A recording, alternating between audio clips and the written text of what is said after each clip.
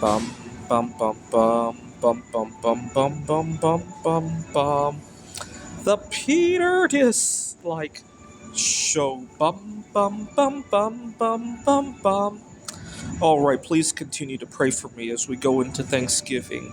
I have a lot of sorrow every Thanksgiving, and every year seems to have its unique theme of differences that I run into.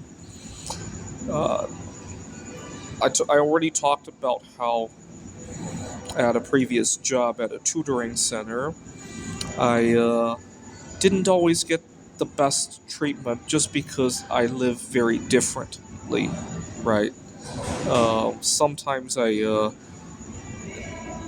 things that I love that are near and dear to me get trivialized by other people. Now, to be honest, maybe I'm also trivializing them.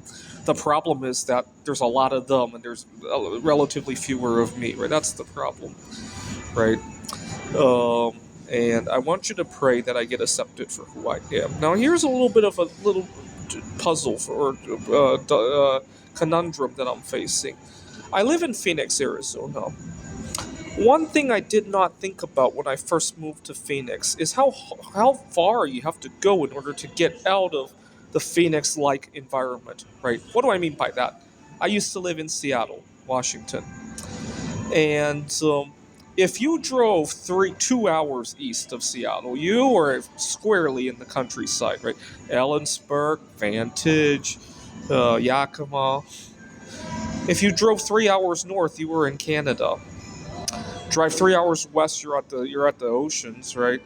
And here you don't have that change. You could drive hours and days and days before you get a change of scene, and that's something I really didn't prepare myself for. Um, and I'd love to take a road trip at some point, but I'm single and I'm the only one driving. And every road trip that I've taken alone, when I'm employed, I mean, when I'm between jobs, that's another story, but when I'm employed, every road trip that I've taken alone has been marred by the fact that I have no energy when I get to where I'm going, and by drama along the way from trying to sleep in unfamiliar towns. And it's just sad. Now, why don't I take some time off to do that? Well, here's the other part of the puzzle. For once, I have a job that affords me a lot of social networking opportunity, and I hate to miss it. Yesterday, I had to break up a fight between two of my students, if you could believe it, and then I had a good chat with the parents. And you know something interesting? Now that I'm a millionaire, I find that I have a lot more bandwidth. Talking to students' parents used to be a really terrifying prospect for me. When your job is on the line, and by extension your ability to eat is on the line, talking to the parents is a very terrifying prospect, right? I want you to imagine going to the biggest high stakes poker table in the world and putting your dinner on the line, right? It used to feel like, and now I just put my pocket money on the line. Now it's not dinner anymore, right? I put maybe a trip to Yosemite that I want to take. Put that on the line. Right? It's not my dinner tonight, at least, right? That's the best analogy. I went from the high stakes table to the low stakes table where I could socialize. No, that's the best analogy I could give. I don't know. A lot of my viewers love poker, so I thought that was a good analogy to take. I've basically de-escalated the bet size. Okay, but I really love that. Some of these kids have parents that are involved in careers that I want to network into. I got a good connection with one of my colleagues. The only thing is that the colleague is kind of tricky. I think she is interested in me in a romantic way, but I'm not. I'm interested in her in a career connecting way, especially her family. Leave a comment if you think that will work out. I'm not sure, but you know what? It's worth a try, right? And there's some other things going on. So I'm a little bit in a jumbled mess right now. I wish the God of Dislikes would just take over the wheel and drive me to Yosemite, right? That'd be the ideal case, right? After all, I've been chatting with Google AI, and I am amazed at the subjects that it could answer. Earlier today, I had a really in-depth conversation with Google AI, and it involved.